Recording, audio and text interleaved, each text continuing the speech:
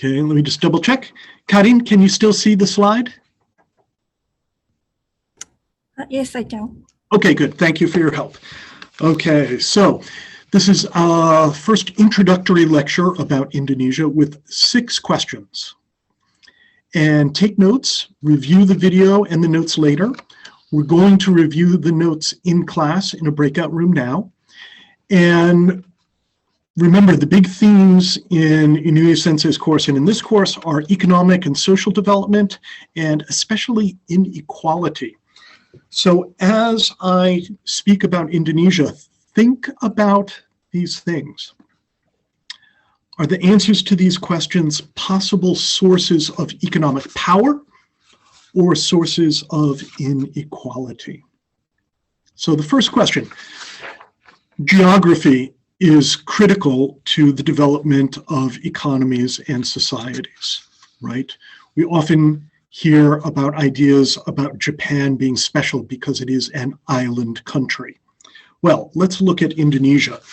It is also an island country with more than 17,000 islands. And you can see it's on both sides of the equator. And it stretches very far from east to west. So it's much wider east to west than all of Europe is. So it's quite far.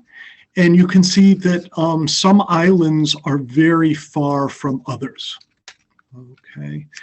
This is also, you've probably heard in the news, there have been several airline crashes in Indonesia recently. And that's because Indonesia really relies upon air travel. The same way in most countries, you would just take a bus to go somewhere. In Indonesia, you have to fly.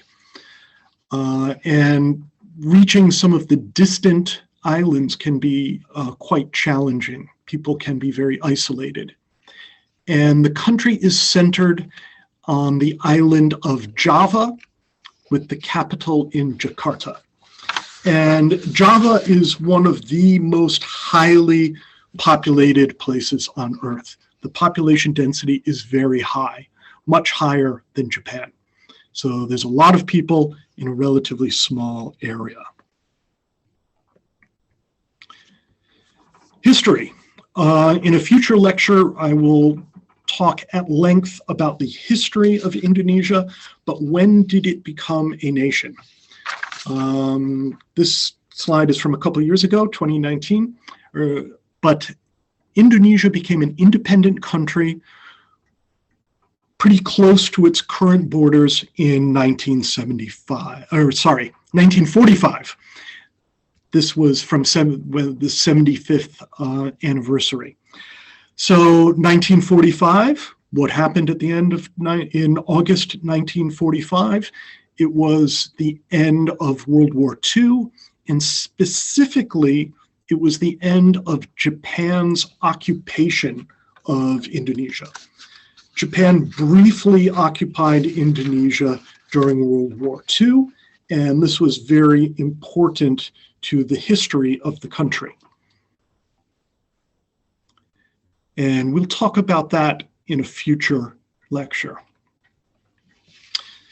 I don't know if any of you have, some of you may have been to Indonesia, especially to Bali. Bali is very, very popular. But I think the country is very interesting, and the character of it is quite special in some ways. It's very different from Japan. So Indonesia has 50 provinces, which is about the same as the prefectures in Japan, but we see over 300 different ethnic groups and over 700 different languages. So these ethnic groups and language groups do not always get along. The ethnic groups in Java and the Javanese people dominate the country, but it is a very multicultural country and multilingual country. Because people speak so many different languages, it is very common Most people are bilingual. Even people with little or no education will speak their local language and Indonesian. Being trilingual or multilingual is not uncommon. So people have a very flexible attitude towards languages. I visited a university in Java several times where they have a program very similar to the ISS. Students study economics and accounting in English, all 4 years.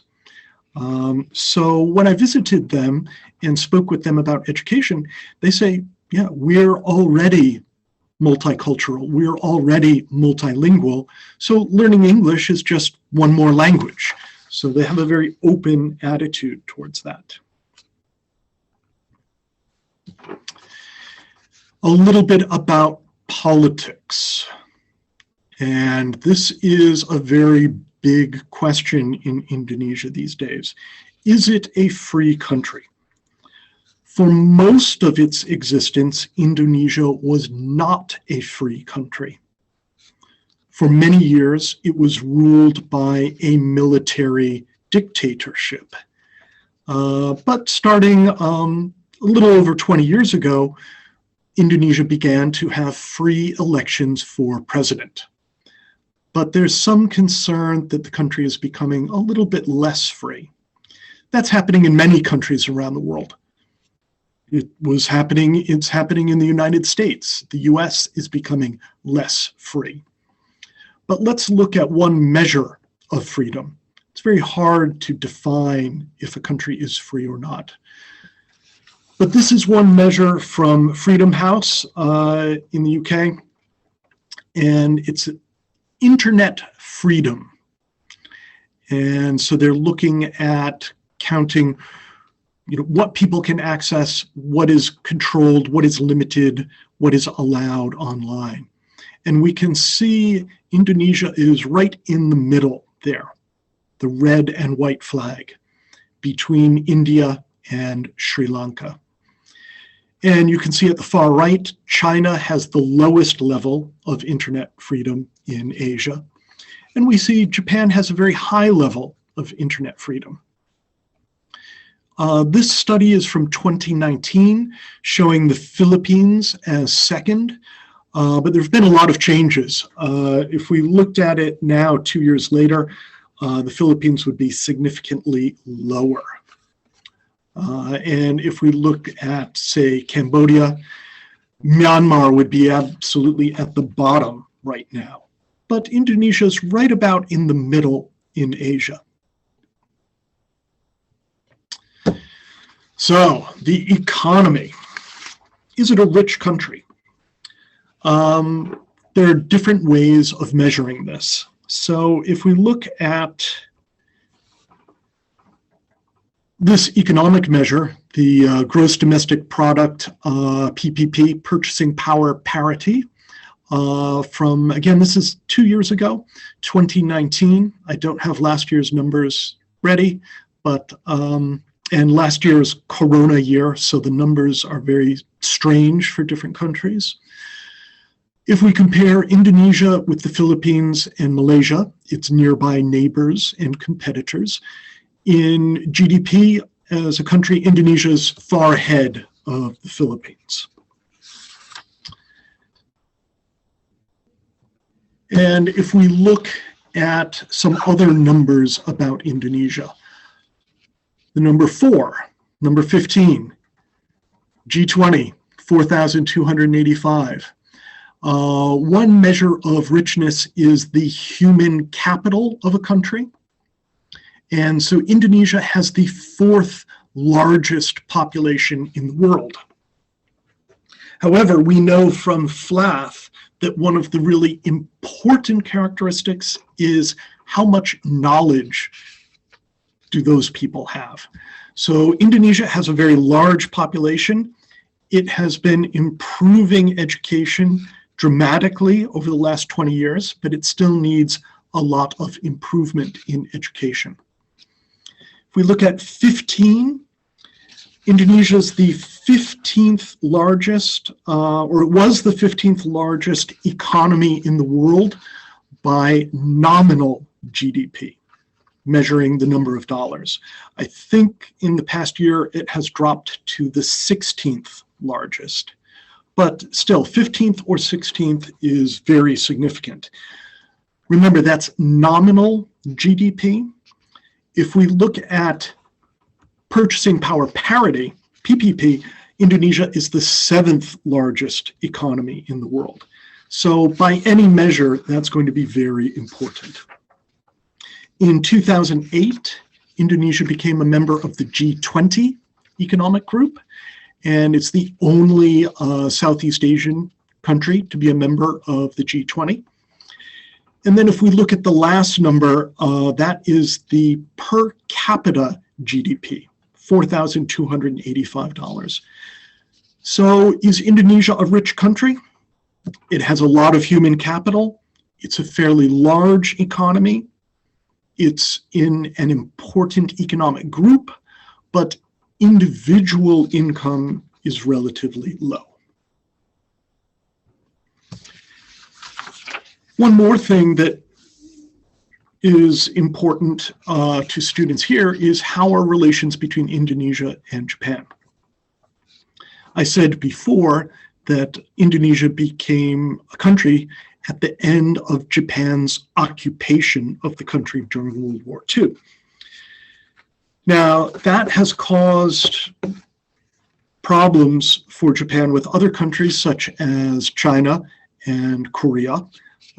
The aftermath of the war has caused some real problems, but the occupation of Indonesia was relatively short, and it was relatively peaceful, and the end of the occupation was relatively smooth. So relations between Japan and Indonesia are quite good. So some of you may know Debbie Fujin. So she was the wife of the president, a wife of the president of Indonesia. And so she's a kind of bridge between Indonesia and Japan. And I just like this. I just like the show IITW. But if we look at the connection between the two countries by numbers, so 60, 70, largest.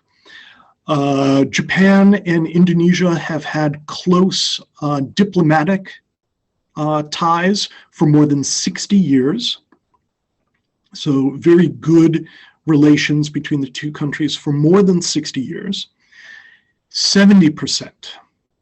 In a recent poll of Indonesians, 70% of Indonesian people had a positive or very positive view of Japan. So Japan's very popular in Indonesia, and people in Indonesia really like Japanese culture, and they know that there's a strong connection between the two countries because Japan is Indonesia's largest trading partner. Okay, so there's a lot of economic connections between the two countries. So political, personal, and economic connections. And these are my references in APA style here, just as a reminder of APA style. I'm going to stop there. And I'm going to stop sharing. And I'm going to stop recording. I think I'm going to stop recording.